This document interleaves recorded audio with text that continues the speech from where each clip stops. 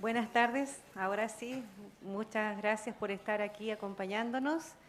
Les cuento que este es un Coffee Break, es la sexta versión de nuestros encuentros Coffee Break que organiza el Departamento de Control de Gestión y Sistemas de Información de nuestra facultad.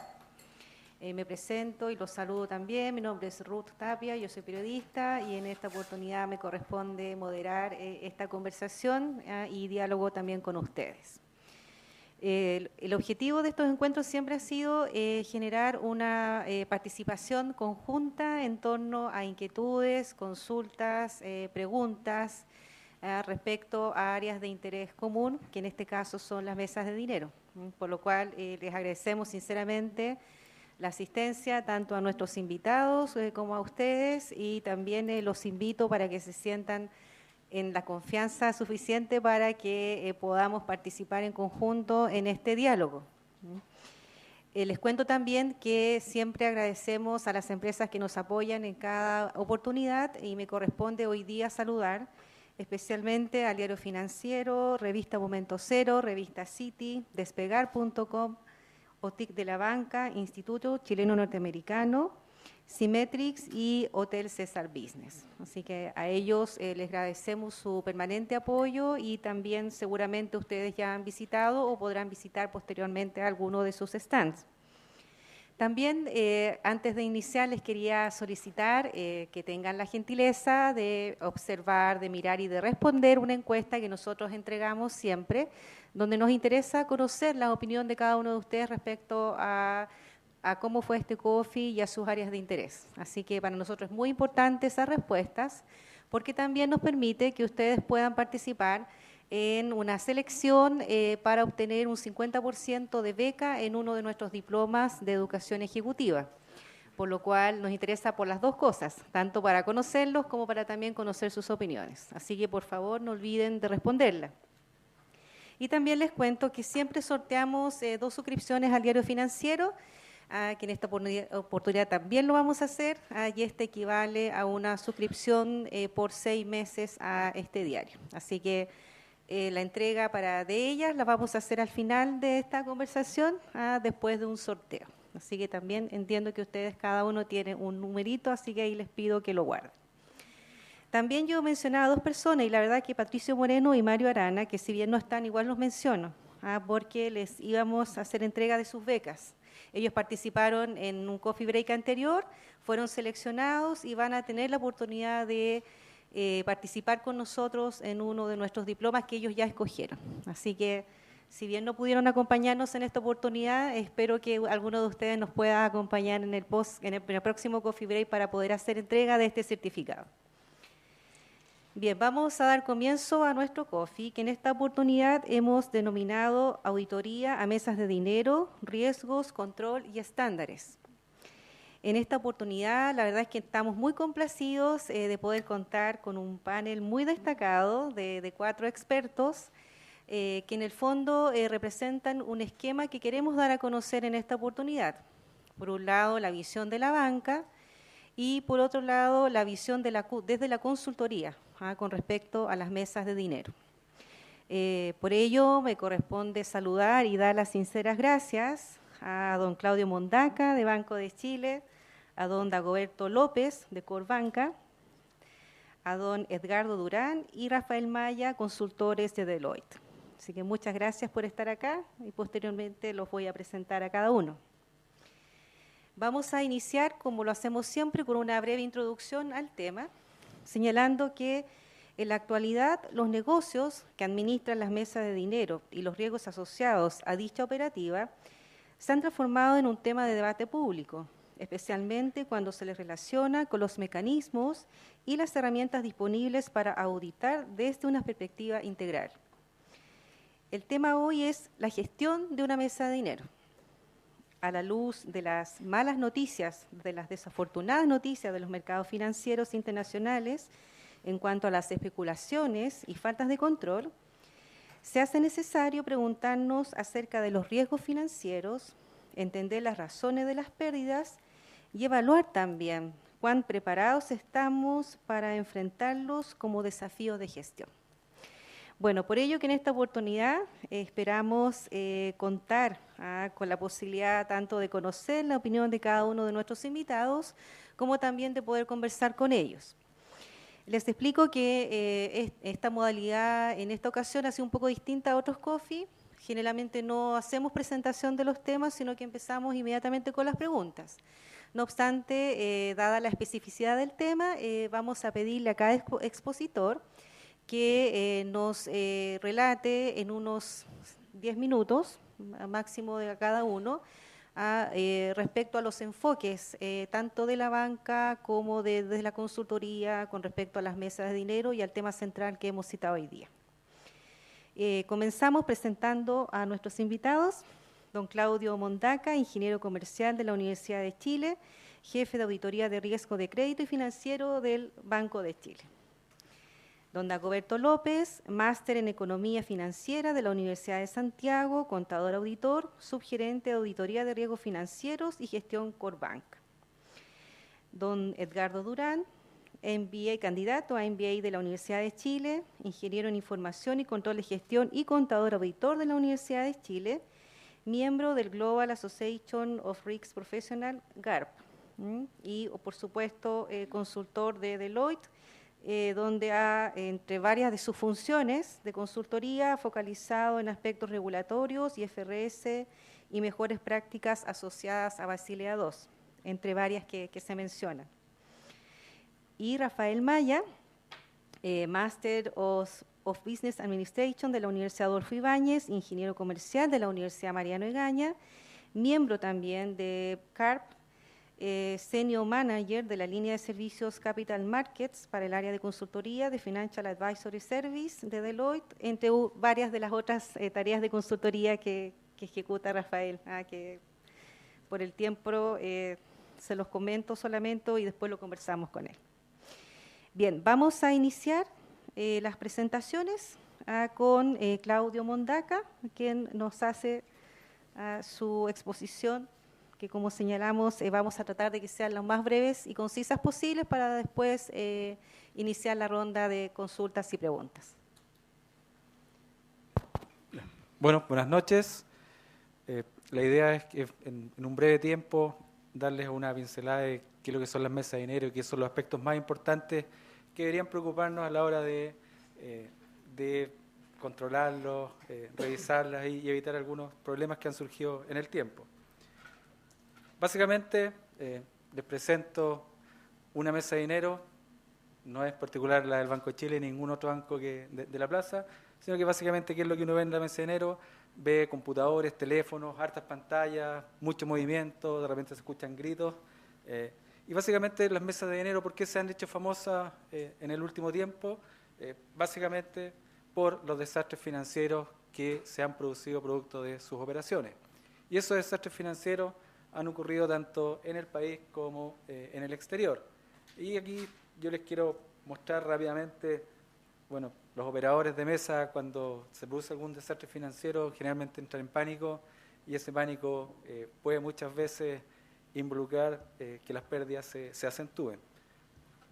Estamos en estos días viendo una gran volatilidad en los mercados bursátiles internacionales, producto de los problemas que tiene Grecia, España, y que ya se pensaba que después de la crisis subprime eso ya se había terminado, pero en general todavía parece que queda un poco de ruido en los mercados. Entonces, básicamente,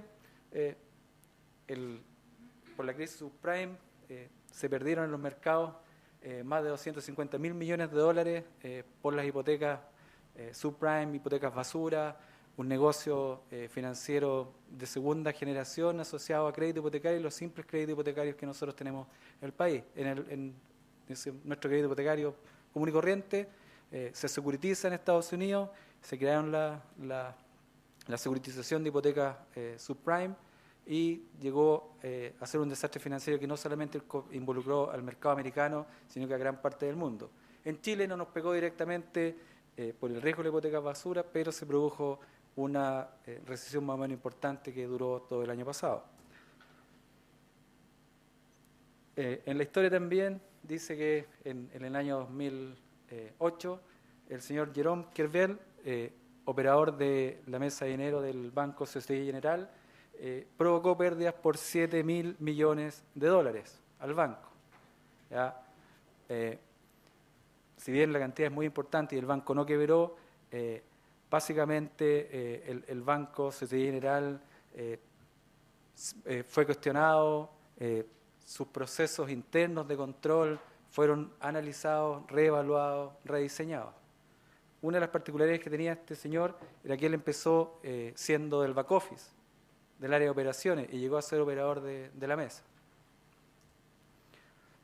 Me imagino que ustedes se enteraron también que el señor Madoff hizo una estafa millonaria en fondos mutuos, ya en Estados Unidos, y él tenía una gran reputación en el mercado, era una persona que le ofrecía a sus inversionistas rentabilidades superiores a las normales, y ese tipo de señales claramente dicen que algo raro está pasando. O sea, es muy difícil que alguien sistemáticamente obtenga más beneficios que el promedio del mercado.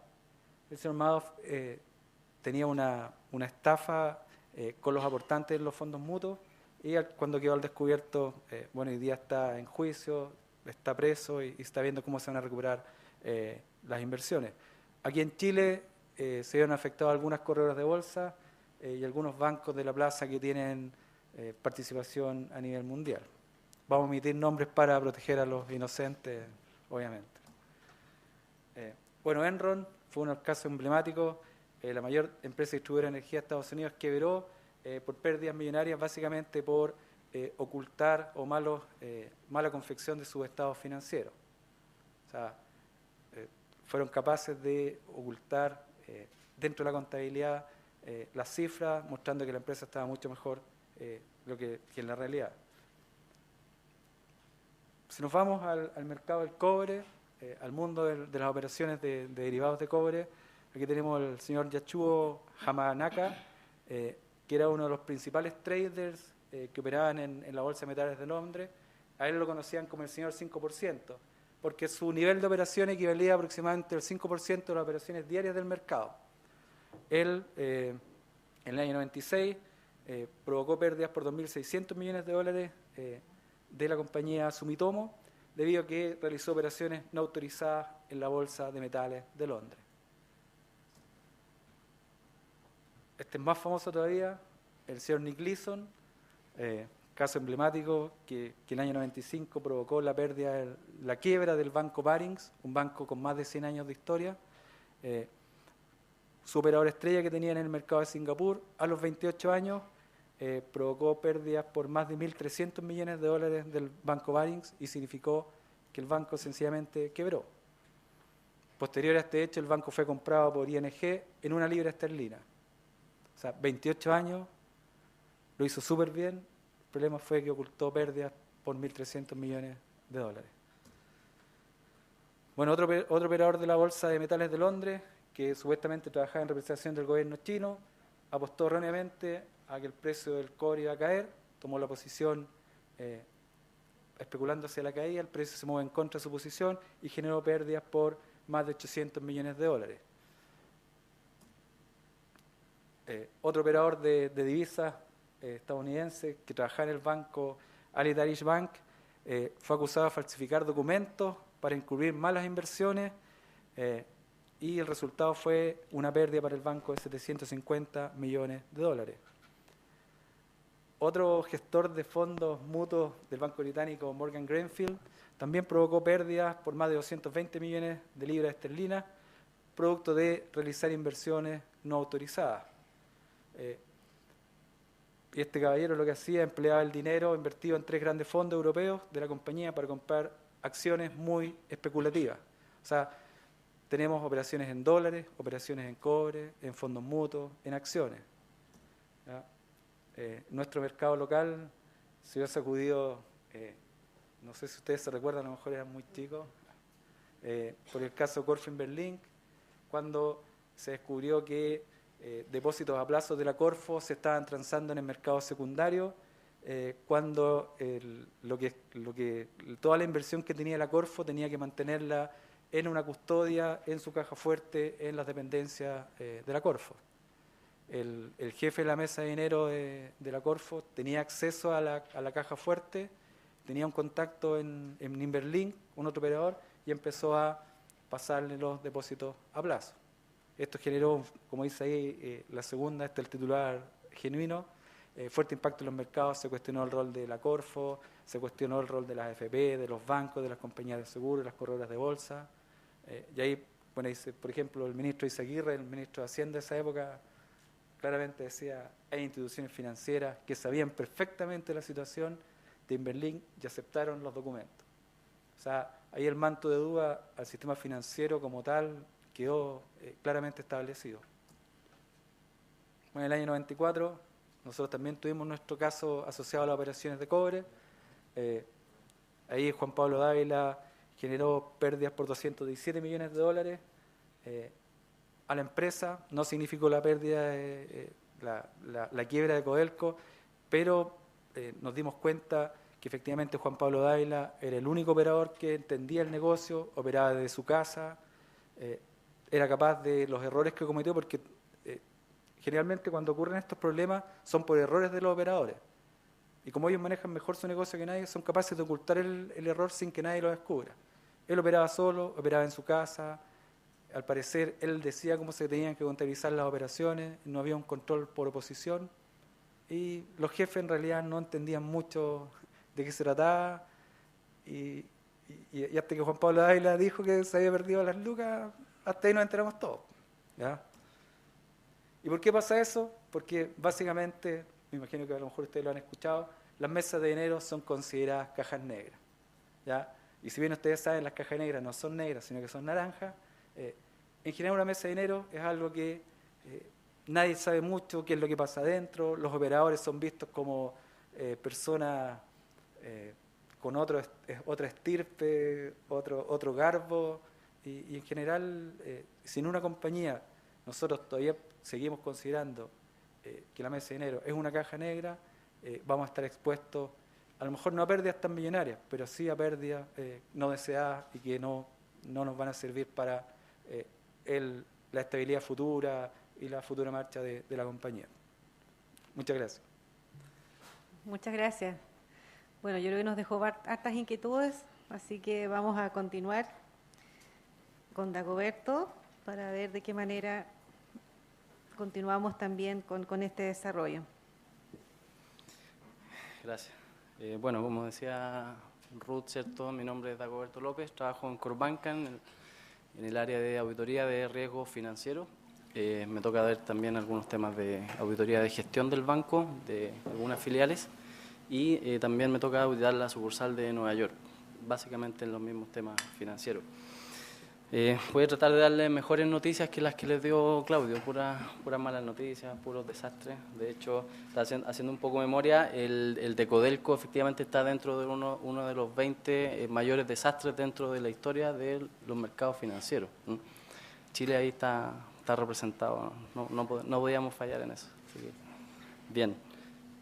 ¿Qué buenas noticias les puedo dar? Bueno, en general lo que son las mesas de dinero es una unidad de negocio, ¿cierto?, que dentro del esquema financiero, ¿cierto?, tiene funciones bien críticas, bien sensibles, ya para cualquier institución, ya sea una institución que intermedia, una institución que administra fondos de terceros, o una institución que dentro de la economía, ¿cierto?, le toca intermediar recursos de personas que necesitan fondos y empresas o personas, ¿cierto?, que necesitan traspasar esos fondos, ¿ya? Ese rol de intermediación dentro de la economía es crítico.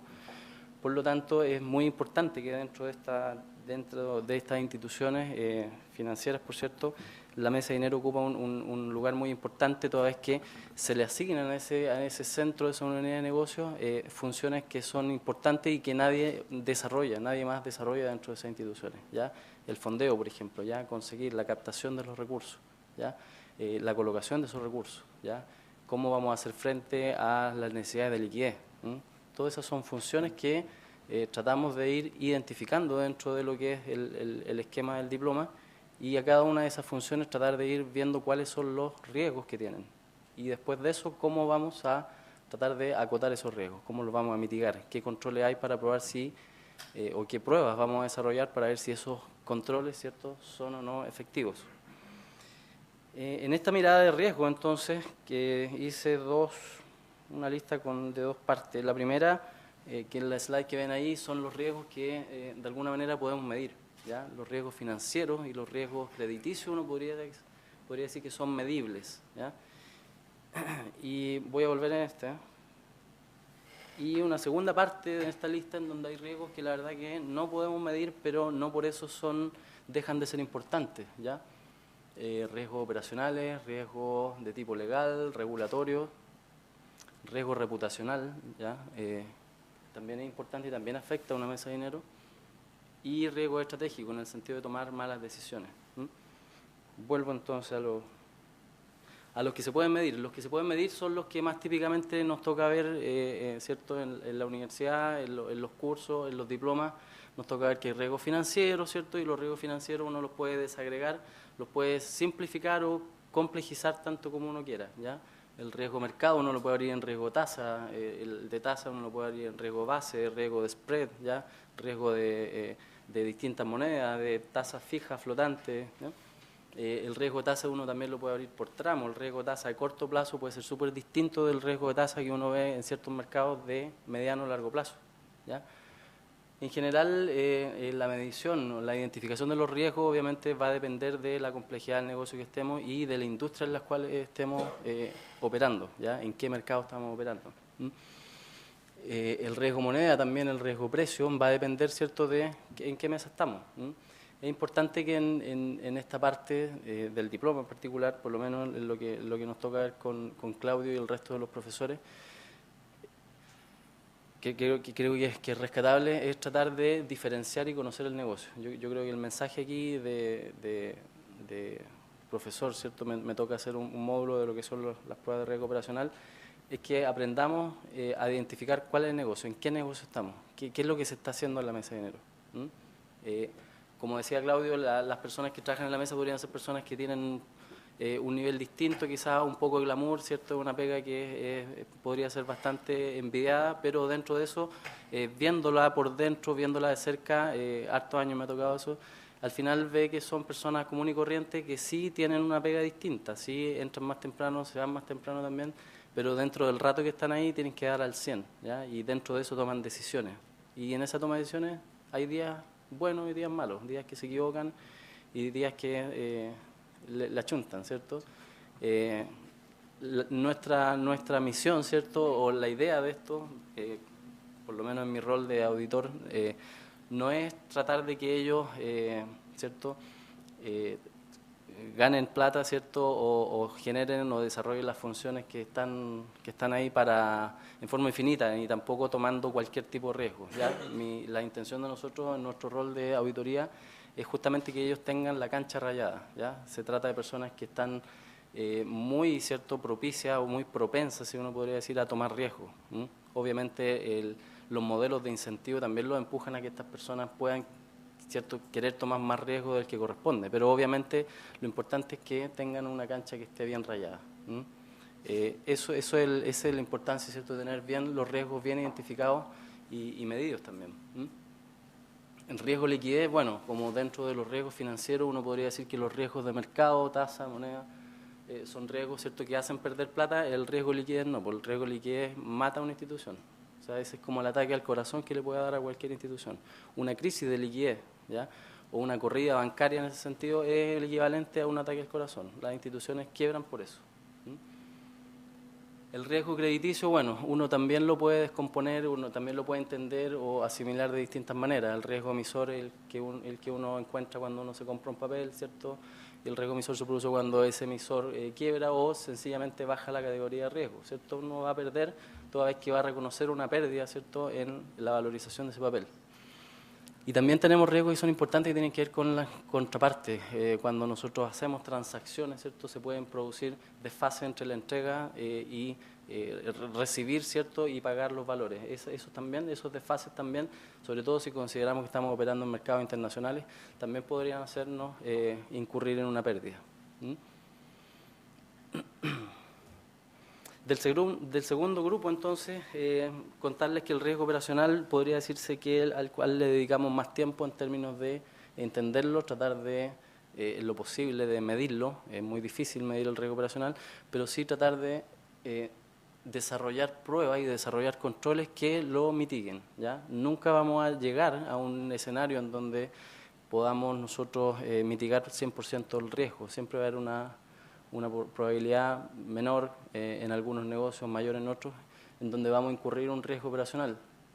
Y tal como dice ahí, bueno, el riesgo operacional tiene distintas fuentes, proviene de las personas, ¿cierto?, de los procesos, de los sistemas, o de eventos de acontecimientos externos, ¿ya?, fraude, etcétera, los mercados. Es interesante ver, por ejemplo, que los riesgos, aparte de la definición que uno podría entenderlo y ver en mejores prácticas internacionales qué es lo que vamos a entender por cada uno de estos riesgos, los riesgos al final están correlacionados y ese es un tema que no se ha desarrollado, siento por lo menos que no se ha desarrollado mucho. Cuando nosotros tenemos, como decía Claudio, escenarios de alta volatilidad, ¿cierto? Claro, estamos preocupados qué pasa con el riesgo moneda, qué pasa con el riesgo tasa, pero esa alta volatilidad hace que, ¿cierto?, generemos más operaciones, ¿ya? O que las operaciones se hagan más rápido, ¿ya? O dupliquemos el nivel de operaciones. Eso también nos pega en el riesgo operacional, ¿ya? Entonces, hay una medida en que riesgos de tasa o riesgos de moneda nos pueden incurrir o aumentar los niveles de riesgo operacional o aumentar, ¿cierto?, los niveles de riesgo, no sé, legal, regulatorio. Los riesgos están correlacionados y en ese sentido hay que entenderlo, ¿cierto?, como parte de un conjunto, de un negocio que en un entorno en donde siempre está cambiando. Tampoco se pueden medir, como dice ahí, el riesgo legal, la imposibilidad de ejecutar cláusulas contractuales a favor de la compañía, ¿ya? Cuando los contratos no están visados, los contratos no están firmados o están sencillamente mal hechos, mal diseñados. El riesgo regulatorio, incumplir con leyes y normativas, ¿ya? Ese podría ser un riesgo importante, toda vez que el negocio podría estar alocado, ¿cierto?, con algunas operaciones en Chile y otras operaciones en el exterior. Hay que conocer, ¿cierto?, cuál es el marco regulatorio de todos los mercados en los cuales estemos operando. El riesgo reputacional, a su vez, tiene que ver con, como dice ahí, el deterioro de la imagen de la compañía. El deterioro de la imagen, bueno, el riesgo de class action, ya vimos ya lo que pasó con las farmacias el año pasado, pero el riesgo reputacional no necesariamente tiene que ver con eso, con una acusación de libre competencia. El riesgo reputacional puede tener que ver incluso con faltar al compromiso con el cliente. Si el cliente nos comprometemos a responderle en 2 días su reclamo, si nos demoramos 10 días, ahí hay un tema de riesgo reputacional. Puede ser súper bajo el impacto, pero va desde ahí hasta, ¿cierto?, llegar a un problema de class action, ¿ya? Es un rango bastante amplio. Entonces, la identificación y el reconocimiento de ese riesgo reputacional, la verdad que genera un problema, digamos, para quien lo quiere administrar, para quien lo quiere gestionar. Por último, el riesgo estratégico, como dice ahí, tomar decisiones erróneas en el plano estratégico también. O sea, la gestión de eso obviamente tiene que ver con cómo desarrollamos el negocio y cómo lo medimos. En uno de los riesgos, ¿cierto?, que es complicado medirlo, ¿ya? ¿Cómo yo puedo decir ex ante, ¿cierto?, que una decisión que estamos tomando puede ser buena o mala? Siempre las decisiones se evalúan ex post, y ahí obviamente todos somos generales después de la guerra, todos sabemos que las decisiones podrían haber sido mejores, ¿eh? Para resumir, de lo que comentó Claudio, aprovechándome de eso, quiero contarles que de todas estas malas noticias que nos dio Claudio y de un estudio que estuve viendo que hizo una compañía británica, no me acuerdo cuál es, de estos 20 peores desastres que han ocurrido en los mercados financieros, los últimos, desde que se tiene conocimiento, dicen historia, ¿cierto?, los mercados financieros, yo podría decir que el 90% de esos desastres está explicado por temas de riesgo operacional. Y uno también podría ver que eso también es replicable aquí en Chile. O sea, aquí en Chile los problemas que han habido, el problema de Codelco, el problema de Inverlink, algunos otros problemas que han pasado en otros acontecimientos son producto del riesgo operacional. En general las instituciones financieras, excepto ciertos casos contados, no caen por temas de riesgos de mercado o riesgos crediticios. El riesgo operacional es el riesgo al cual uno podría tenerle más susto. De riesgo mercado uno podría hacer en memoria el único caso internacional que uno podría destacar es el caso del Long Term Capital Management, no sé si lo han escuchado, un hedge fund súper famoso que se hizo a mediados de los 90, que invirtió ciertas posiciones en el mercado asiático, bueno, tenía posiciones en todo el mundo. Ahí hubo un problema de riesgo mercado y eso hizo que se cayera, que quebrara ese fondo. El resto, yo diría, y la mayoría de los desastres financieros son explicados por riesgo operacional. ¿Mm? No sé si tienen alguna... ¿No? No me queda más. Muchas gracias. Gracias. Gracias, Dagoberto. Muy amable. Bien, vamos a dar la mirada entonces desde la consultoría, así que ahí dejo a ambos para que expongan su visión.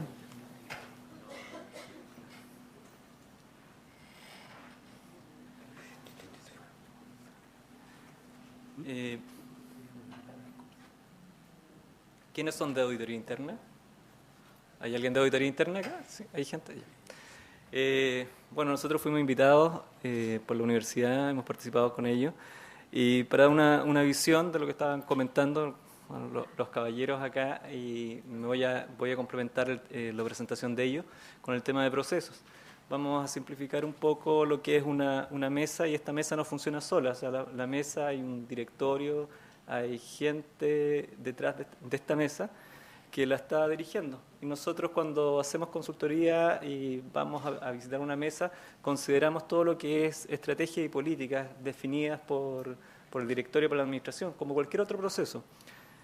Detrás de esto hay procesos, que era lo que estaban comentando, una estructura organizativa que tiene que ser un soporte ad hoc. O sea, lo que estaban comentando, no puede ser que el mismo trader sea el que defina quién contabiliza, pero esa estructura tiene que estar linkeada a los temas de riesgo. Alguien independiente tiene que estar viendo esto, y auditoría interna también debería ser un ente independiente que esté reportando al directorio.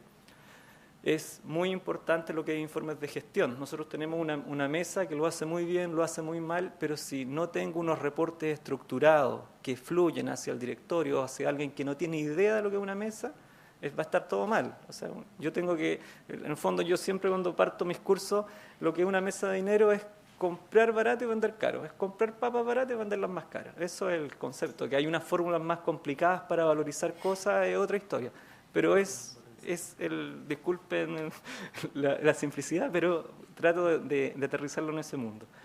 Y estos informes de gestión son muy relevantes porque a veces hacen unas sofisticaciones, libros que no son capaces de ser procesados, y al final necesito entender si estoy ganando o no, necesito entender tendencia en el tiempo. No me basta con decir, me gané 10 hoy, pero ¿cómo ha sido la historia de esos 10? ¿Me he ganado siempre 10?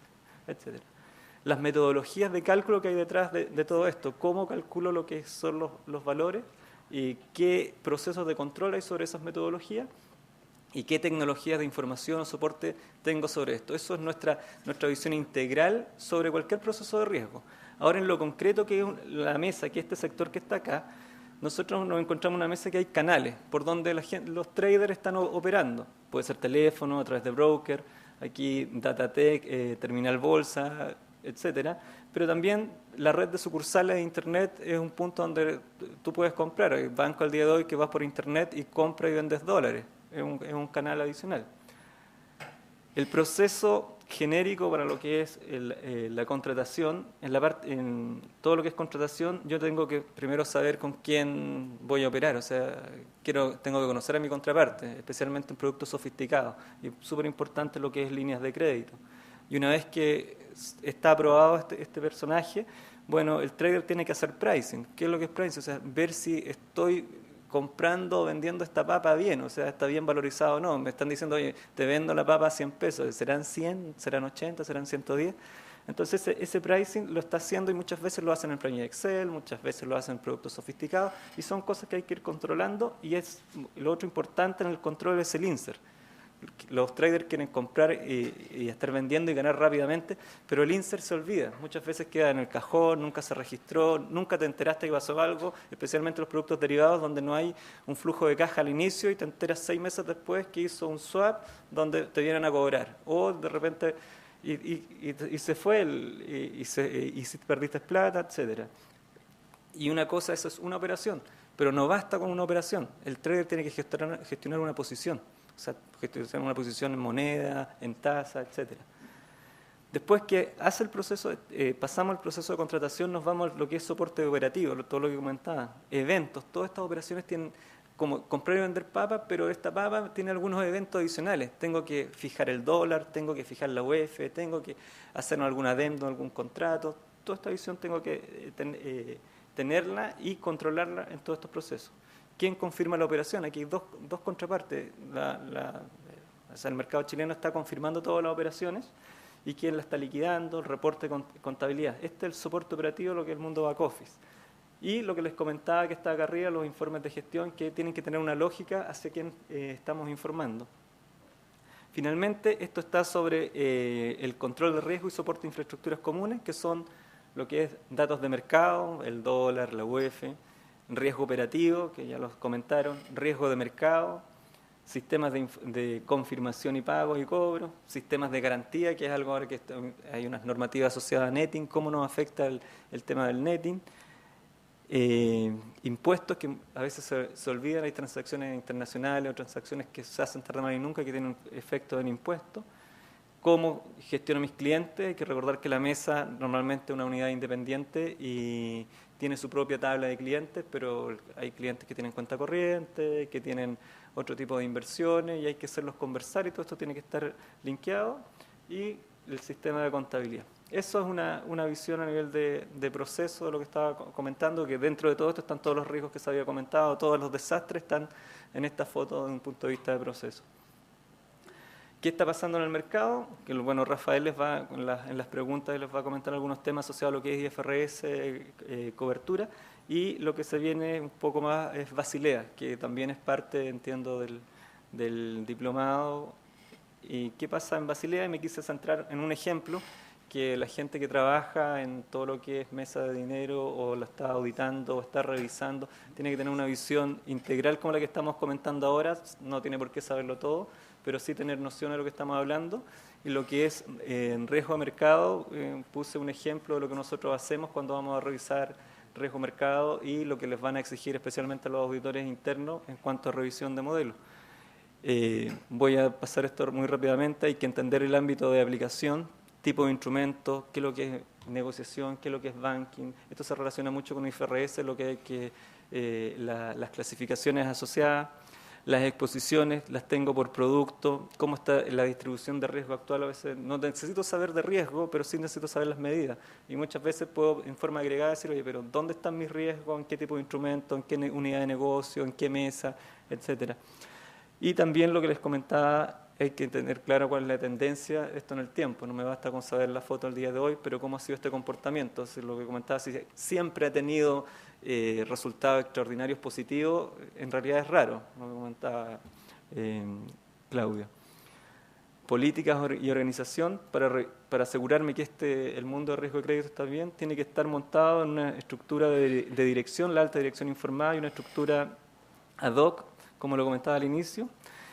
Entender si aparecen nuevos productos, que con esta sofisticación de productos siempre están apareciendo nuevos productos, cómo me afecta este nuevo producto en mi modelo de riesgo, cómo me afecta en mi sistema operativo. Siempre, oye, esto es un nuevo producto, hagamos 5 operaciones manuales. Es un súper buen producto, hagamos 100, 1000 y todo eso soportado con una persona digitando y pagando detrás. Hay que tener cuidado con todos esos procesos. Medición, esto es crítico, todos se olvidan que estamos midiendo el riesgo, estamos valorizando cartera, estamos calculando riesgo, y aquí lo más crítico que nos ha tocado observar es la data, no el modelo en sí. Las fórmulas de valoración están gratis en internet, las pueden aplicar, pero ¿de dónde vienen los datos? O sea, ¿quién definió cuál es el input de los parámetros del modelo? ¿Cuál es el nivel de confianza de esto? ¿Cómo se obtienen los datos del mercado? O sea, todos los días se digita el dólar observado, se digita la UEF, se compara eso con el día anterior, hay controles automáticos que me gatillan eso, los capturo de Bloomberg, pero en algún momento al capturarlos de Bloomberg, una coma pasó por un punto y ahora son decimales, proceso toda mi cartera y al día siguiente, cuando el mark to market, el valor de mercado no corresponde, me doy cuenta que ingresaron mal un dato. Todos esos controles deberían ser antes que se procese la cartera. ¿Cómo capturo las posiciones? Todos los días están operando los traders y tengo que valorizar esto, o sea, la parte agregada. ¿Cómo yo voy a capturar esas posiciones? ¿Qué procesos de cuadre hay con la contabilidad? Gracias. Creo que me estoy excediendo en el tiempo, parece. El partido de Chile está... ¿Cómo capturo mis posiciones? O sea, están bien encuadradas, hay procesos de cuadre previo. Antes de hacer todos los procesos me voy a dormir tranquilo. Bueno, nivel de granulado de los riesgos aquí, ¿a qué nivel? A nivel de operación, de unidad de negocio, ¿qué es lo que me interesa como política, como administración? Estas son cosas que tengo que definir. No tengo por qué ser experto en mesas de dinero, pero el concepto de control y riesgo tiene que estar. Pero alguien tiene que explicarme, yo no tengo idea de mesa de dinero, pero quiero que me indiquen dónde está el riesgo de esto, dónde estoy perdiendo, ganando dinero y cómo me lo pueden informar y yo tener una tendencia a este comportamiento. Factores de riesgo que ya los nombraron, tipo de cambio, tasa y la simulación. Y los modelos de valorización de valoración empleados. Hay distintos modelos para valorizar cosas y hay que estarlos probando. Algunas veces funcionan de acuerdo a lo que está pasando en el mercado y otras veces, producto de lo que pasa en el mercado, no son buenos modelos y tengo que estarlos ajustando. Lo otro importante es ponerse en situaciones extremas que no son modelos estadísticos donde yo considero, ¿y qué pasa si mi cartera del día de hoy tomo los mismos indicadores que ocurrieron, por ejemplo, en la crisis del 98, en la última crisis del 2007-2008? ¿Qué pasa si mi cartera se ve afectada por una variación del 30% del tipo de cambio hacia abajo, si las tasas suben? ¿Cómo se ve afectada? Son escenario histórico y escenario hipotético donde yo veo qué pasaría si. Todo eso tiene que estar controlado, modelado e informado a alguien, porque no saco nada con tener el mejor modelo, sino le informo a alguien que mi cartera actual, si ocurre una crisis similar a la del 98, podríamos quebrar, y no se tomaron decisiones, no se definieron límites. No sirve de nada, no me sirve de nada tener excelentes estadísticos, matemáticos valorizando esto, sin alguien que está más arriba, que toma las decisiones, no se involucra.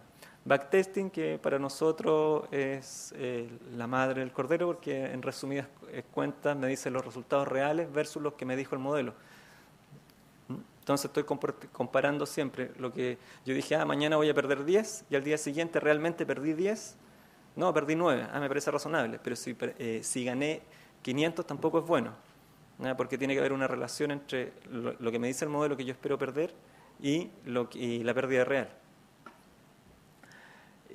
¿Cómo se mide esto? A través del VAR, que es el valor en riesgo, que también los profesores lo pasan en el diplomado, sobre la cual hay que construir una estructura de límites lógica, sistemas de información y planes de actuación ante crisis, que es el resumen, y otros temas relevantes, todo lo que es la tecnología de información, las evaluaciones independientes, debilidades identificadas y desarrollo futuro. O sea, cuando uno revisa un modelo, no existe un modelo perfecto. Siempre hay debilidades y nosotros siempre las pedimos y decimos, oye, pero ¿cuáles son las debilidades y cuál es el plan de acción? Porque si no tiene ninguna es porque algo malo hay. No conozco un modelo perfecto a la fecha.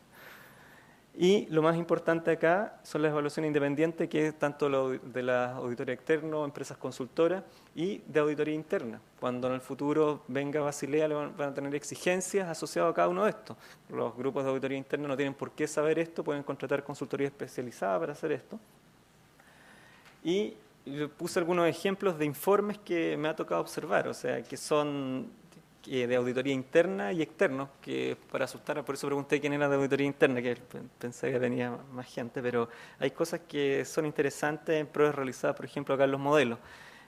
Tipo de extensión de las pruebas de cálculo realizadas, datos de pruebas utilizados, detalle de los resultados obtenidos, integridad de los datos, consistencia, oportunidad, fiabilidad de la independencia, exactitud y idoneidad de las estimaciones de volatilidad y correlación, reseña de las deficiencias detectadas, antecedentes que respaldan la ejecución de pruebas, etcétera, etcétera, etcétera. Estos son informes reales. O sea, nosotros nos toca trabajar en Chile y en algunos países en el extranjero y hemos capturado los informes que genera auditoría interna y que tiene que revisar auditoría interna.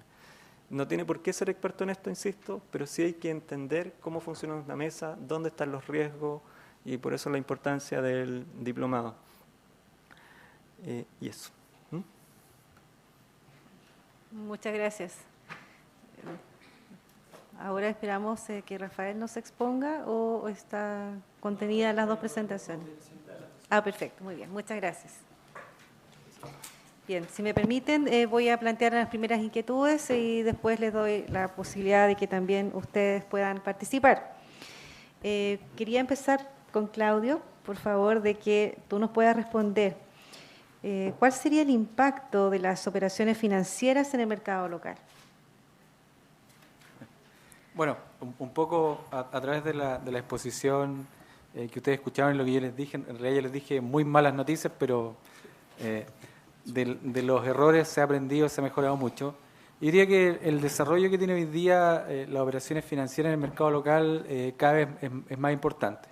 O sea, nosotros estamos en un mercado que está creciendo cada vez más, los clientes cada vez más están entendiendo la importancia de gestionar su riesgo y dentro de gestionar su riesgo están los riesgos financieros. Si bien actualmente todavía las operaciones derivadas que se ofrecen a los distintos clientes son desde las más tradicionales como compra-venta de inversiones financieras, operaciones compactos, depósitos a plazo, cada vez más empresas están haciendo forwards. Dentro de los forwards ya no solamente se hacen peso dólar, UF dólar, hay forward americanos, hay forward NDF, hay interest rate swaps, cross currency swaps. Cada vez hay más bancos autorizados por la Superintendencia de Bancos para ofrecer opciones a los clientes, notas estructuradas. Yo diría que el mercado local cada vez está en posición de ofrecerle más y mejores soluciones para gestionar los riesgos a las empresas. Y eso pasa por ofrecer más productos derivados más complejos, pero eso como contraparte requiere que las empresas efectivamente entiendan los riesgos que están asumiendo. Si nos vamos por el lado de las personas, hoy día las corredoras de bolsa, las administradoras generales de fondos, ofrecen una gama muy grande de oportunidades de inversión. O sea, no solamente las personas pueden comprar y vender acciones, pueden hacer simultáneas, pueden hacer ventas cortas, pueden invertir en fondos mutuos con distinto perfil de riesgo, pueden hacer administración de cartera, pueden invertir en el exterior, qué sé yo, en notas estructuradas, en los productos que el mercado extranjero les ofrece. Y pueden hacerlo a través de un corredor local, de una empresa local o directamente a través de Internet. Por lo tanto, el tema financiero yo diría que es un tema que hoy día cada vez es más importante y va a tomar una importancia relativa mucho más a medida que el desarrollo del mercado así lo requiera. Claudio, una segunda pregunta. ¿Cuán preparados estamos para enfrentar esta situación? Bueno, ahí desde el punto de vista de auditoría está lo bueno para nosotros. Porque en general yo diría que si bien en los últimos 10 años, 15 años se ha avanzado mucho, yo diría que todavía hay muchas cosas por aprender. O sea, los desastres que ocurrieron nos han enseñado, ya muchas personas conocen lo que es un futuro de cobre, por ejemplo, un forward, ya la nomenclatura está en el aire. Lo que falta hoy día es efectivamente gestionar los riesgos. O sea, como decía Dagoberto, oye, los riesgos son muchos. Hay unos que se pueden medir y otros que no se pueden medir. Yo tengo que tomar la decisión cómo los voy a gestionar. Los conozco, los mido, los limito, los controlo.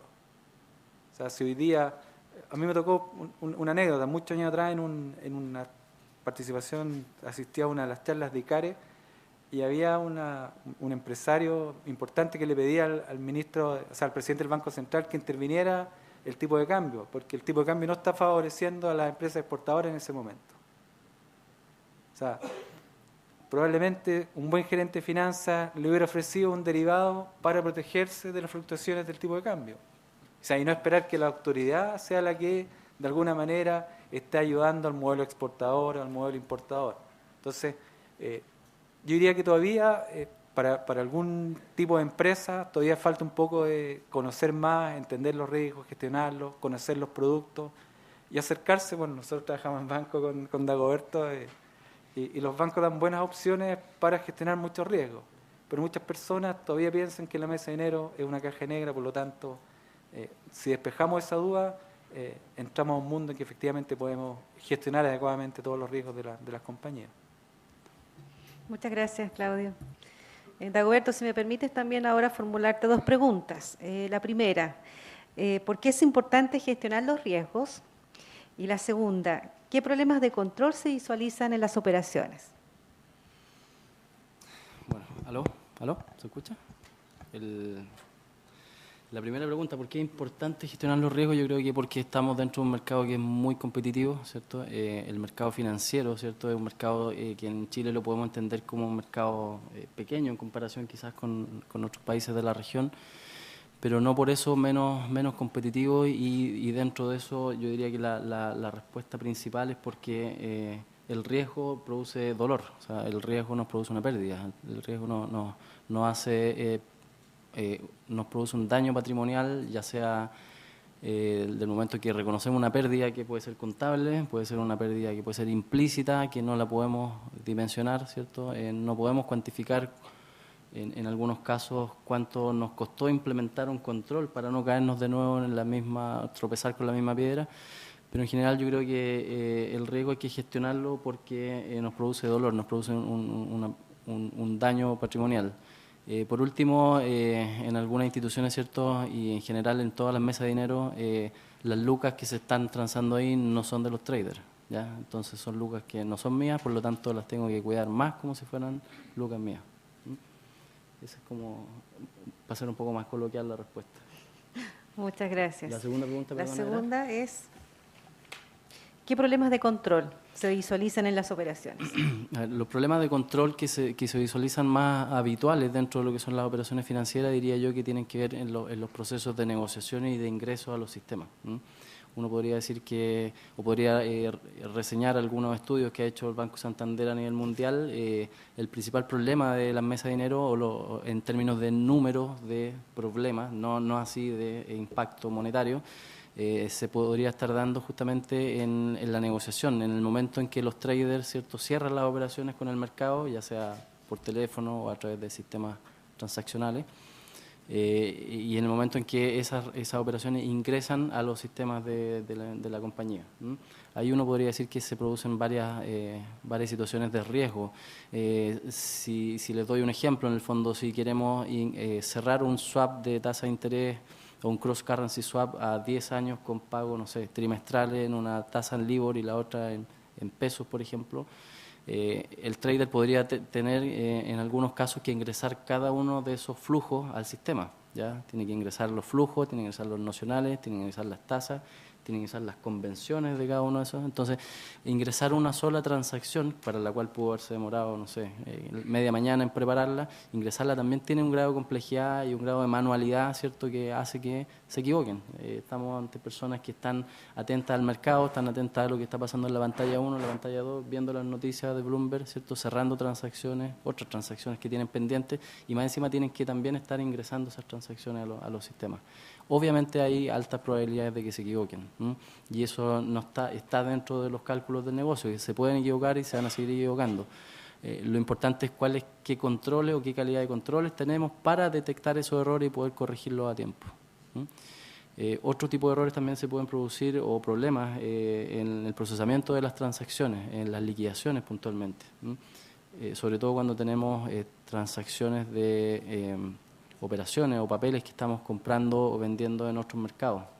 Hay temas de timing que hay que ver, hay temas de horario, hay temas de días feriados, si uno quiere, hay muchos temas domésticos que tienen que ver con cómo, temas de lenguaje, de idiomas también, que tienen que ver cómo liquidamos esas transacciones. Yo diría que ahí podrían estar los problemas más importantes. Sí hacer una mención especial a todo lo que tiene que ver con lo que quieren hacer, ¿cierto?, todos los mercados desarrollados, y en ese sentido Chile no es la excepción. Todo lo que tiene que ver con el mejoramiento de los gobiernos corporativos. Eso hace que obviamente también haya un impacto sobre la actividad financiera, el tema de gobierno corporativo y mejorar, ¿cierto?, la calidad de la transparencia y la información. Obviamente es un desafío para quienes trabajan en este negocio, ver, ¿cierto?, o todo lo que ha salido en la prensa respecto del uso de información privilegiada, ¿ya?, el mal uso en este caso, ¿cierto?, de información privilegiada, o el aprovechamiento que podrían estar haciendo personas, ¿cierto?, dentro del negocio de la información que conocen en función de sus labores diarias, ¿cierto? Es un tema que también, como les digo, constituye un desafío para quienes auditamos el tema y estamos cerca del negocio. Es muy difícil controlar, ¿cierto?, que alguien que está en conocimiento de los mercados pueda cuidar esa información y no traspasarlo a un tercero o no hacer mal uso de ella. Eso diría que también es un tema que genera problemas y que yo siento que no está muy bien desarrollado desde el punto de vista de los controles. Ustedes mismos ahora ven que la legislación justamente está tendiendo hacia eso, ¿cierto?, hacia tratar de generar murallas chinas entre las distintas funciones, pero todavía falta implementar, ¿cierto?, esas leyes, falta implementar esos reglamentos de manera que nosotros podamos hacer controles que sean efectivos. Eso sería. Gracias. Edgardo, si me permites también formularte una pregunta. Desde la perspectiva de riesgos de mercado, ¿de qué manera ven el impacto de Basilea en la tesorería? ¿Se escucha? Los impactos era lo que comentaba en la presentación. Afecta directamente cuando Basilea sea una exigencia para Chile. Al día de hoy nosotros calculamos el capital, los bancos calculan su capital en base regulatorio, pero en algún momento existe un incentivo a que ellos calculen sus requerimientos de capital en base a modelos internos. Eso supuestamente debería ser un ahorro para el banco, porque si tiene buenos controles, está automatizado, tiene controles, no ha tenido errores históricos, tiene evaluaciones independientes, etcétera, etcétera, va a ser una exigencia adicional para producir ese ahorro. O sea, obliga a Basilea a mejorar la gestión, lo que estaba comentando Dagoberto, principalmente, los va a afectar directamente. Gracias. Y para Rafael, que también nos acompaña, quería preguntarle cuáles son los principales impactos que han tenido las áreas de tesorerías e inversiones con la convergencia a la IFRS. Sí. Bueno, yo creo que uno de los temas más importantes del proceso, digamos, de IFRS que se adopta acá en Chile tiene que ver básicamente con unir, yo diría, los dos mundos financieros, el mundo financiero, digamos, el mundo de las áreas de tesorería, el mundo de las inversiones, con el mundo contable. ¿Y por qué digo esto? Porque básicamente los principales impactos yo creo que están dados, uno, porque estas normas tienden, ¿no es cierto?, a buscar, a meterse más allá, a meterse a cómo las empresas están administrando y gestionando principalmente sus riesgos. Y de esa forma, de qué manera, ¿no es cierto?, las empresas logran determinar ciertos tipos de niveles de controles que permitan, ¿no es cierto?, de una u otra forma poder tener un ambiente de control y que este ambiente de control se vea reflejado en el estado financiero. Ahora, desde la perspectiva, yo diría, de los impactos, está todo el tema que se mencionó, digamos, en la exposición, que tiene que ver con el mundo de las clasificaciones. Claudio comentó varios temas de instrumentos derivados, de lo complejo, ¿no es cierto?, que están hoy día en los mercados, de la disposición que hoy día tienen varias empresas para poder operar con instrumentos financieros y derivados para ayudar a su gestión. Básicamente yo creo que la gestión de coberturas con instrumentos derivados desde el punto de vista de IFRS pasa a ser un tema bastante complejo, si lo quisiéramos comparar quizás con los GAP locales que estábamos acostumbrados, ¿no es cierto?, a operar. ¿Qué quiero decir? Que desde la perspectiva, digamos, de IFRS, todo el uso de instrumentos derivados se trata como una excepción. ¿Qué quiero decir con esto? Que en el fondo las compañías tienen que trabajar bastante en todos los temas de modelamiento, gestión, administración, mediciones de eficiencia, para poder, digamos, mantener tratamientos, digamos, de contabilidad de cobertura de sus instrumentos derivados. Y por otro lado, yo diría que básicamente otro aspecto importante tiene que ver con cómo se enmarca todo el mundo, digamos, de las clasificaciones de activo y pasivo. En cuanto a que sale todo el tema, digamos, de valor de mercado, también se comentó bastante acá en la exposición que en el fondo hay bastante riesgo respecto a esto. Hoy día, de una u otra forma, uno de los principales y potenciales riesgos que tiene todo el tema de la valoración de mercado es ver qué calidad hoy día las empresas, ¿no es cierto?, las compañías, los bancos, las instituciones financieras, logran poder administrar correctamente todos sus modelos de pricing, todos sus modelos de cálculo y de qué manera, ¿no es cierto?, esto a través de políticas de fair value pueden llegar, ¿no es cierto?, a las compañías a llevarlo a un estándar en el cual las revelaciones producto de los valores que presentan los instrumentos financieros tengan una razonabilidad de mercado. Por tanto, los efectos en el estado financiero, digamos, tendrían a ser razonables y totalmente entendibles por el mercado. Eso quería decir. Muchas gracias, Rafael. Bien, estas preguntas de alguna manera trataron de responder algunas de sus inquietudes. No obstante, ahora quería invitarlos a que por favor ustedes formulen sus preguntas para que nos indiquen a quién se la quieren formular. Es muy importante conocer también quiénes son ustedes. Por favor, señálennos su nombre y también a quién podrían formular alguna de las inquietudes. Así que si me levantan la mano, yo les agradecería y podemos iniciar también esta ronda junto a ustedes. Profesor. Viene enseguida el micrófono, profesor.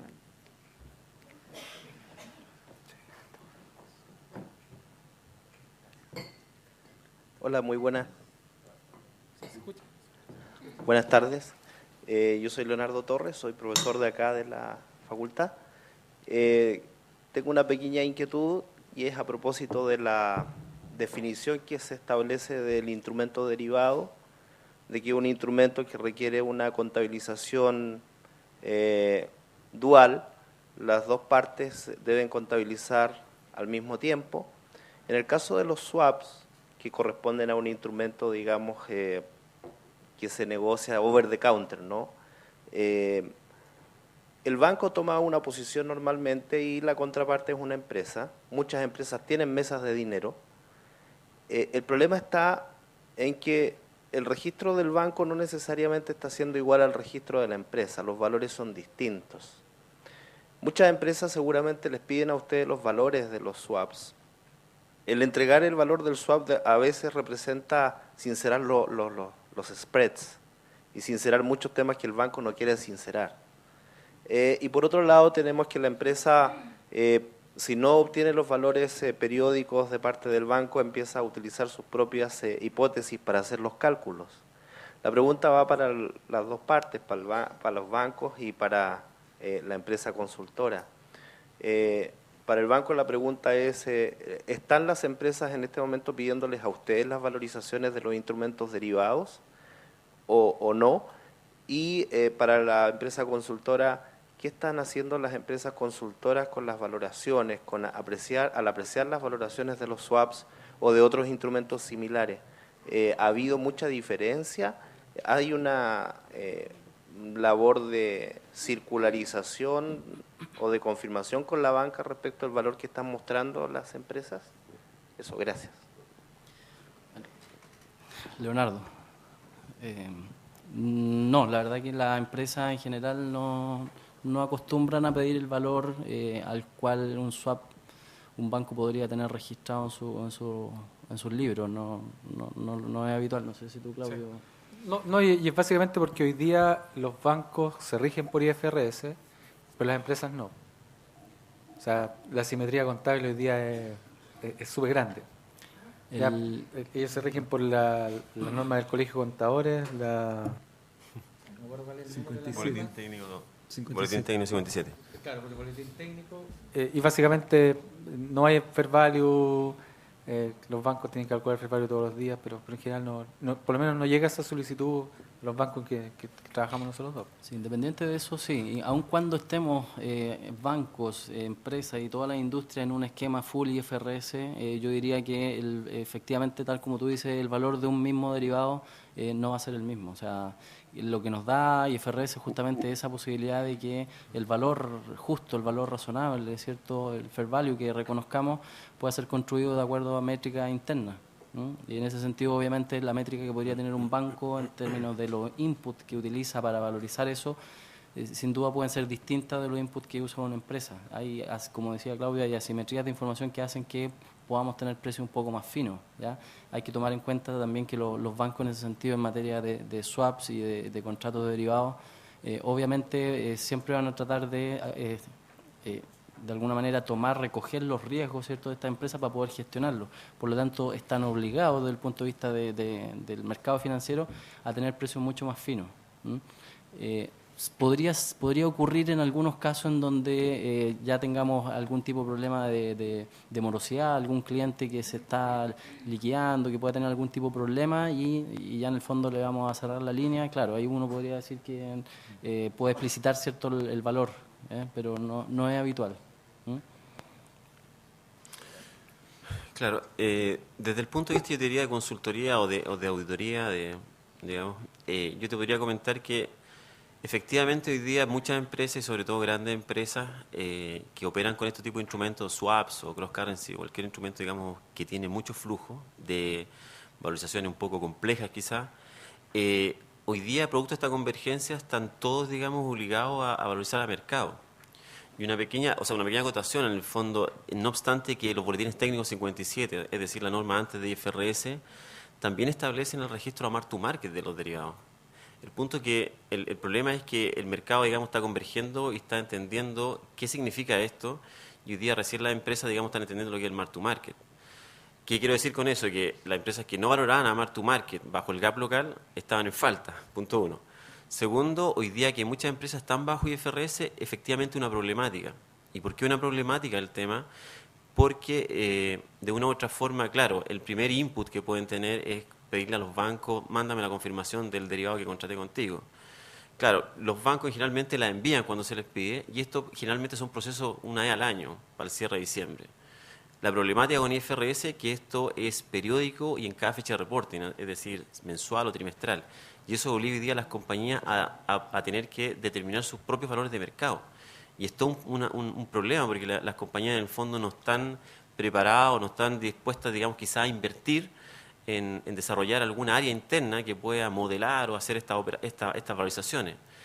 Y aquí viene el tema, no obstante a eso, desde la perspectiva de IFRS, estamos en un estándar internacional. O sea, si nos quisimos subir, digamos, a competir con los grandes y si nos quisimos ir, ¿no es cierto?, a medirnos como los grandes, el estándar es súper claro. Y en el IAS 39 establece que las compañías tienen que llegar a determinar sus propios modelos internos de valoración. ¿Qué quiere decir esto? Es más, la norma dice, las compañías tienen que definir sus propias políticas de fair value. Y en esas políticas de fair value decir de qué manera van a hacer sus metodologías, cuál va a ser el input. Y en el fondo establecer si van a ocupar precios de compra, precios de venta, si van a estar con un proveedor externo. Entonces el tema se torna bastante complejo. Ahora, ¿qué ocurre con las diferencias que se producen de los valores? Principalmente todo tiene que ver con una razonabilidad. Efectivamente, como decía Roberto y Claudio, los bancos, ¿no es cierto?, tienen sus modelos internos de valoración y son bastante ajustados. Y son bastante ajustados en base a las políticas que definió el banco.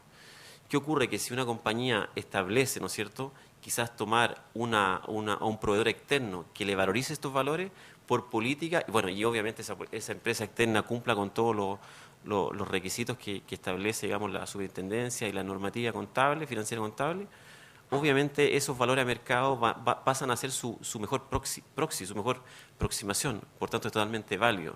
Y si es que llegan a haber diferencias con los bancos, obviamente estas diferencias no debieran tener, no deberían estar de un orden quizás de un 5, un 7% de diferencia, que están dadas básicamente por los spreads o por algunos ajustes que a veces los bancos hacen. Bueno, complementando eso, una experiencia de hace algunos años, que efectivamente un cliente pidió a un banco la valorización.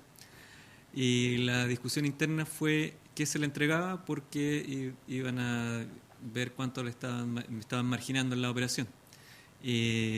Y al final la decisión que se tomó en ese momento, Rafael al día de hoy está full IFRS y ha pasado un par de años, la decisión fue enviarle la valorización como si anticipara la operación, por lo tanto tenía unos costos adicionales.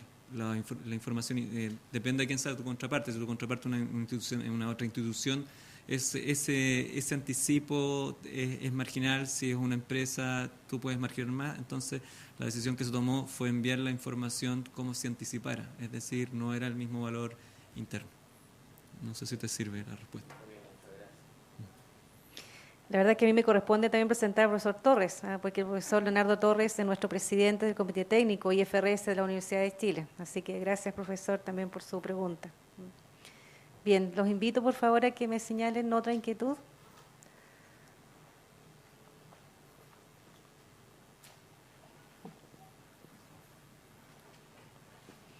Buenas tardes, mi nombre es Rudy Vázquez.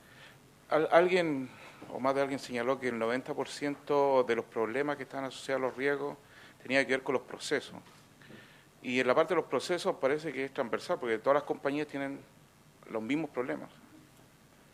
Falta de información, falta de registro, de entrega de la información para registrar.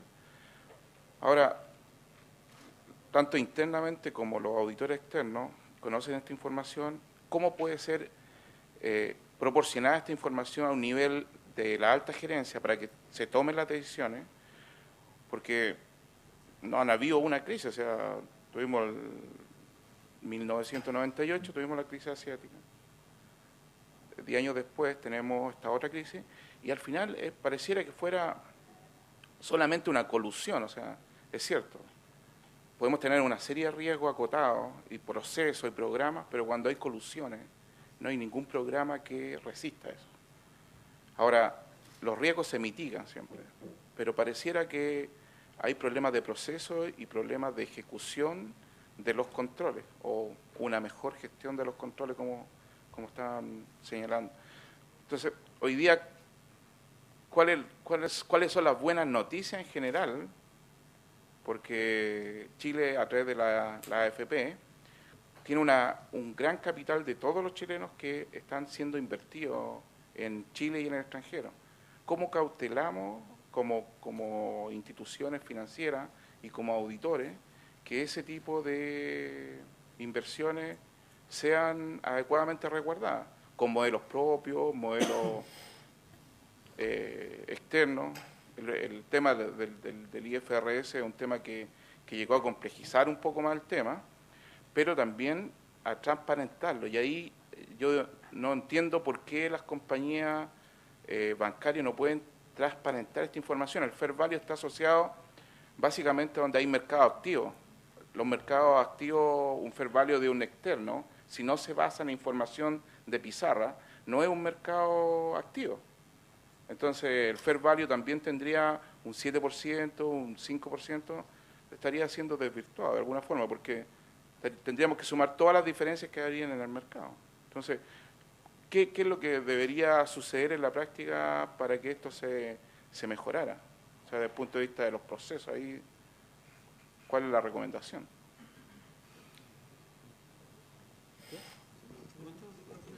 Sí, hay harto, sí. Yo creo que todos es como bien opinable el tema. Yo veo en tu intervención hartos elementos. Mencionaste temas de proceso, hay temas de crisis, ¿cierto?, económicas internacionales, hay elementos de transparencia, quizás un poco el tema de transparentar los precios. No sé si voy a responder necesariamente a tu consulta, pero mi mención a que el 90-80% de las catástrofes, ¿cierto?, tienen su origen en riesgo operacional, justamente tiene que ver con eso.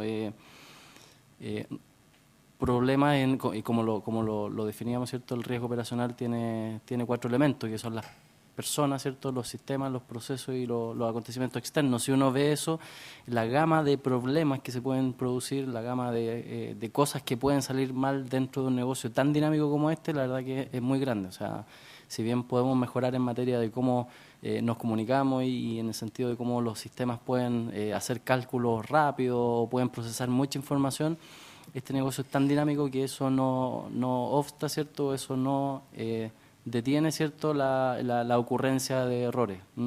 Eso te podría decir en materias de proceso. En tu mención respecto de la AFP, en el fondo, cómo resguardamos que los recursos, los ahorros de todos los chilenos, ¿cierto?, están siendo bien resguardados, yo estaría tranquilo. La gestión financiera de la AFP ha demostrado ser exitosa a través del tiempo, ¿cierto? Y yo te podría decir que los modelos de riesgo, los modelos de control que se están usando aquí en Chile no tienen nada que envidiarle a modelos internacionalmente reconocidos. En general, todo lo que el mercado financiero trata en lo posible, ¿cierto?, de recoger las mejores prácticas en materia de gestión de riesgo a nivel internacional. Entonces, lo que se tiene aquí, y sobre todo con la AFP, es que es un negocio sumamente regulado. O sea, me consta, ¿cierto?, que en la mesa de la AFP hay un trader, no sé, Claudio, si te ha tocado ver, hay un trader que hace una operación que resulta muy rara, lo llaman, en 2 minutos lo llaman de la superintendencia para preguntarle qué es lo que está haciendo. O sea, aquí no podemos tener un trader en una mesa de un fondo de pensiones que esté haciendo cosas que no estén dentro de su rayado de cancha, ¿ya? Entonces estamos hablando de un negocio súper regulado, obviamente porque ¿cierto?, la legislación entiende que son recursos de terceros y son recursos obviamente de todos los chilenos, por eso están muy bien resguardados. Eso, ¿cierto?, tampoco garantiza de que los fondos de pensiones no sigan perdiendo plata o de que en el fondo cualquier crisis en el extranjero obviamente va a significar un detrimento en los ahorros de las personas. Sí, eso va a seguir ocurriendo. Pero sí, yo me quedaría tranquilo en el sentido de que la gestión de los riesgos a todo nivel, financiero, o sea, operacionales, está recogiendo lo que se está haciendo hoy día en el mundo. O sea, nosotros no somos los que vamos a inventar la rueda porque somos un mercado en ese sentido demasiado chico, pero sí lo que está saliendo en los mercados internacionales o en las mejores prácticas de los bancos más grandes del mundo se están recogiendo a nivel local. Por lo menos eso es lo que yo veo en los bancos más importantes de la plaza, por lo menos. No sé si sí. Complementando el tema del valor de mercado, del mercado activo que tú mencionabas, Claro, desde la perspectiva de IFRS se recoge la definición de qué es lo que es mercado activo y se habla de niveles digamos, de jerarquía para los procesos de valoración. Claro, efectivamente, si hablamos de un swap, de una opción, un cross, vamos a estar básicamente hablando de un mercado quizás que no es profundo, ¿no es cierto?, que no es activo. Activo entendiéndose, digamos, por la recurrencia de observaciones o sea, por el número de observaciones que puede tener, ¿no es cierto?, en un día el precio. Ahora bien, desde esa perspectiva, digamos, lo que busca IFRS básicamente es estar en un marco en el cual, si es cierto, no hay precios de pizarra de un swap a 3 años y medio, ¿no es cierto?, sí hay datos observables o hay buenos inputs para determinar buenos pricing, para determinar buenas curvas, buenos precios. Ahora, claro, efectivamente siempre van a haber diferencias, y es más, o sea, si nosotros nos dedicamos a valorar, digamos, instrumentos financieros, y es muy seguro que tú le preguntas a otra de las grandes, digamos, de las Big Four, y le dices cuánto es el valor de mercado para el mismo instrumento, quizás va a ser distinto al nuestro, y no es que haya quizás un error, sino que está dado básicamente por el input y el ajuste que se da a la valoración. Ahora, desde el punto de vista de los bancos, siempre va a haber una diferencia por temas de como mencionaba Edgardo, o sea, el banco siempre está, digamos, mandando un mark to market y también considera los eventuales, digamos, arbitrajes que pueda tener la contraparte o las posibilidades de hacer efectivo el mark to market, es decir, decirle, hagamos la unwind de la operación y salgo ahora y te pago por caja. Entonces, están esos spreads, digamos, que ensucian teóricamente el mark to market limpio.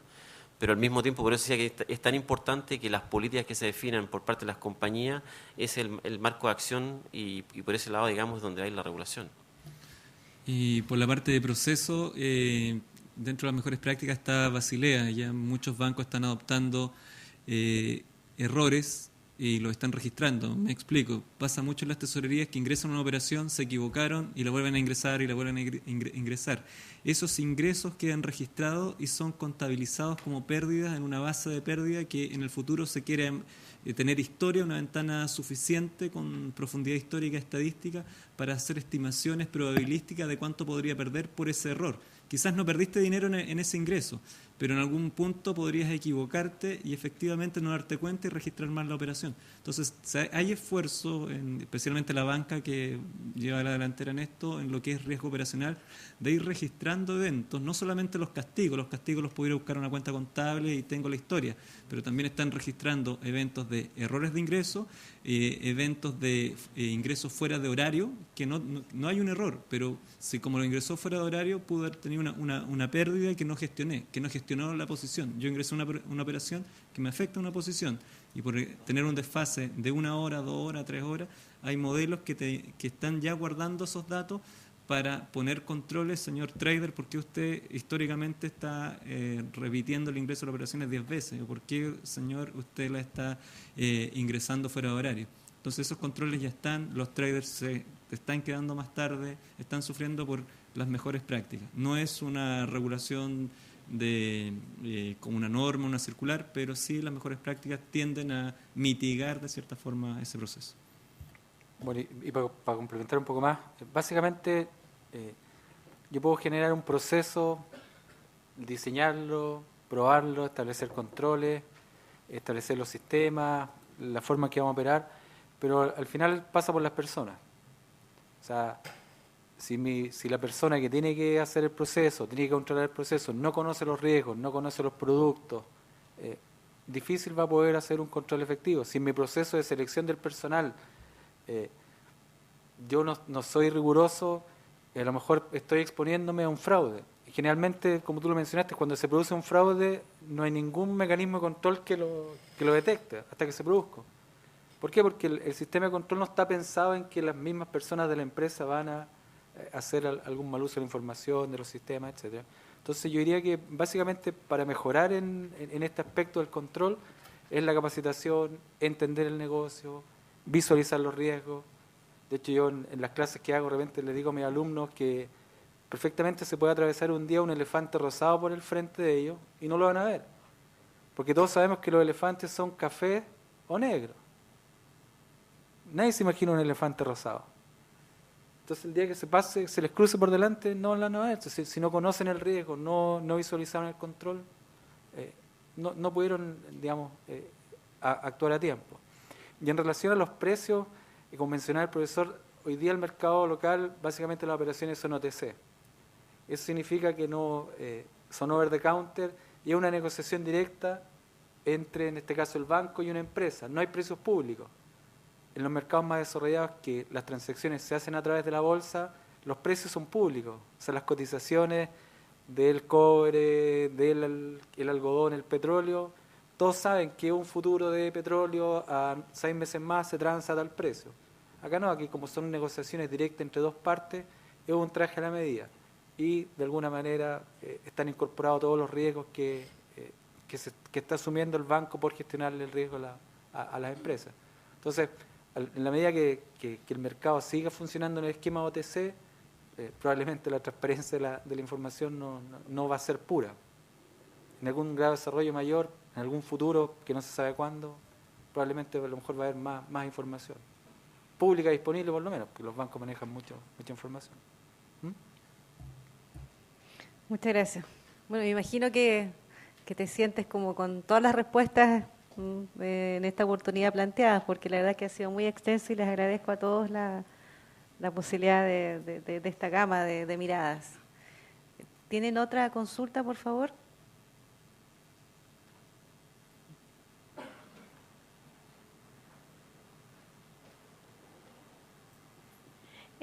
Hola, mi nombre es Débora Castro y soy de DIS, Servicio Financiero.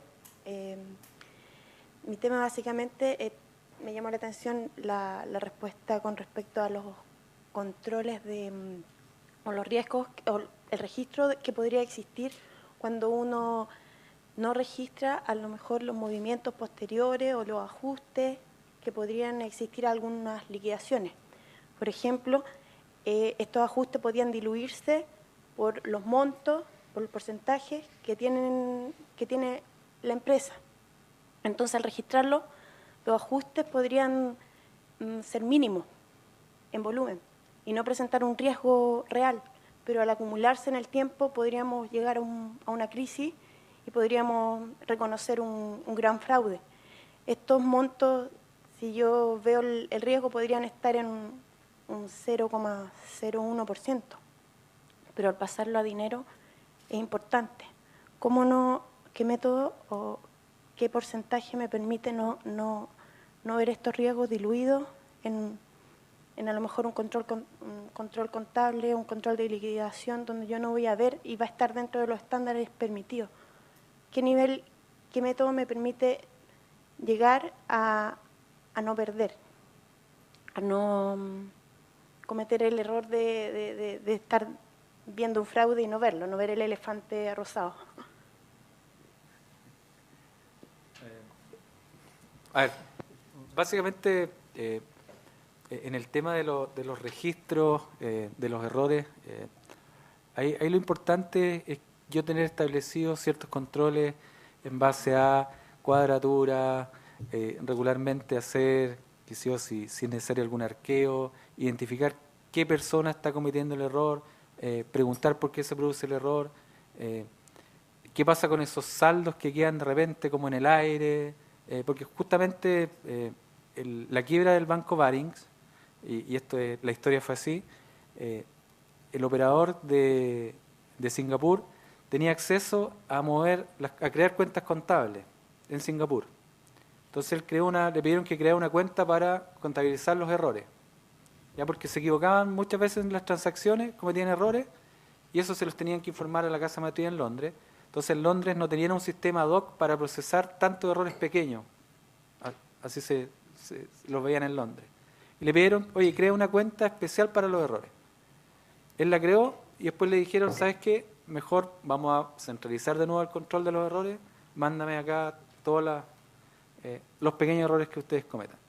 Pero la cuenta quedó activa en Singapur, nadie controlaba esa cuenta, y cuando empezó efectivamente a perder dinero, se acordó que tenía esa cuenta inactiva, que estaba utilizable, y empezó a dejar los errores ahí.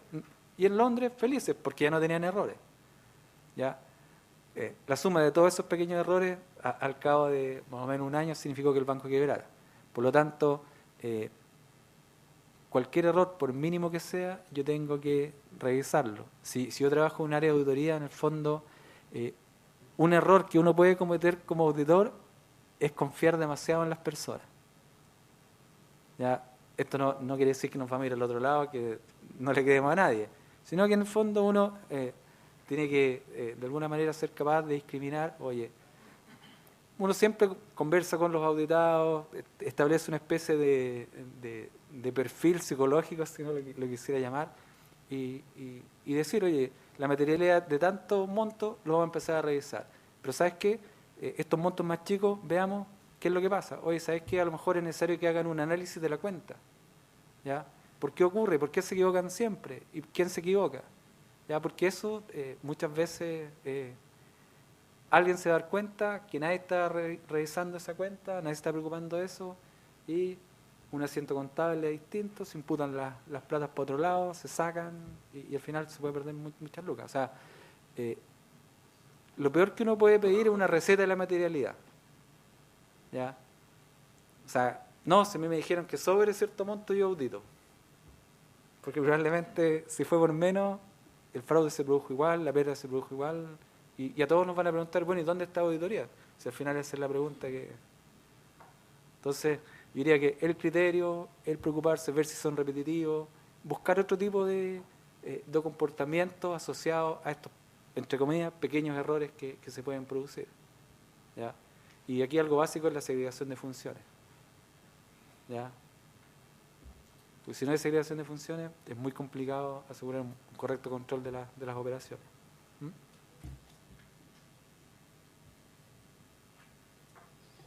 Muy bien, ¿tenemos otra consulta?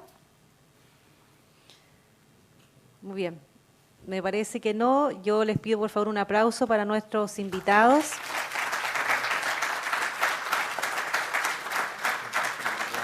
Les agradecemos sinceramente su participación. Muchas gracias. Y invitarlos a ustedes para que sigan visitando nuestra página para conocer nuestros próximos Coffee Break. Pero antes debemos hacer el sorteo de nuestras suscripciones para el diario financiero. Por un problema de ingreso hubo cerca de 9 o 10 personas, entiendo, que no tienen número. Les pido por favor que revisen si lo tienen y si no me pueden indicar para que les entreguemos su número para que puedan participar en este concurso.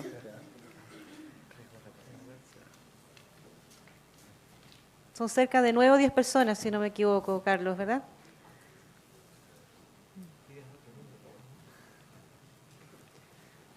Aquí tenemos a otro señor. Nosotros tampoco tenemos. Ustedes no pueden. No pueden. Yo quiero 10 números. No tenemos números.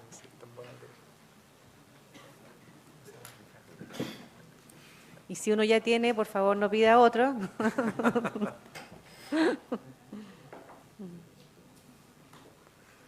Bien, ¿estamos ahí, ok? Ah, perfecto. Tenemos...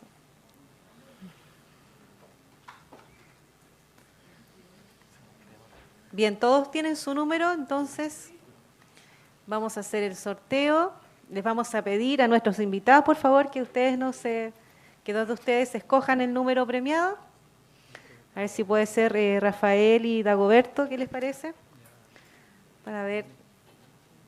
¿Cuántos son? ¿Qué número? ¿Cuántas suscripciones? Son dos suscripciones. Vamos a ver primero cómo o allá? Sí, yo creo que el primero. Vamos a ver cómo nos va. ¿Sí? 51. 51, ¿no? ¿Al agua? ¿Está? Ay, muy bien. Por favor, ven a recibir. Tú mismo la entregas, por favor.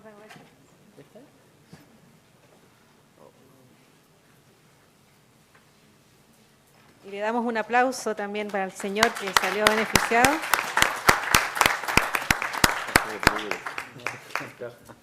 Gracias, Roberto. Rafael, por favor. 16. 16. ¿Nada? ¿No aparece? 16. Se fue el 16. Bien, saquemos otro. El 25. Muy bien, adelante, por favor. Mi edad.